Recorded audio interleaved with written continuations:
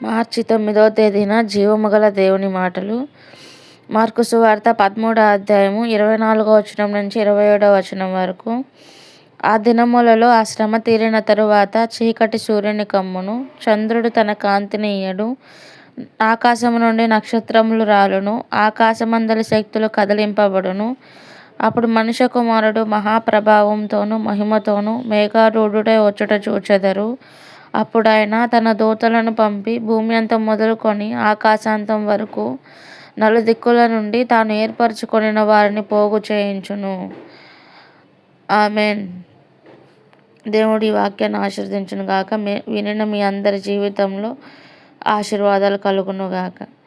Amen. స్తోత్రం తండ్రి, స్తుతుల స్తోత్రములకు పాత్రుడా, అయా స్తుతులపై దుర్గమును స్థాపించిన తండ్రి, ఈ దినం నాయన మీ బిడ్డలందరినీ కూడా రాబోయే శోధన కాలంలో కాచి కాపాడండి ప్రభా. అపాయాల నుండి కాచి కాపాడమని, ప్రమాదాలు జరగకుండా మీరు కాచి కాపాడమని నజరేయుడైన యేసుక్రీస్తు నామంలో తండ్రి. అయ్యా ఈ వాక్యం వినిన వెంటనే వాళ్ళు విని అంగీకరించే కృప అనుగ్రహించమని యేసు నామంలో వేడుకుంటున్నాం తండ్రి. ఆమెన్.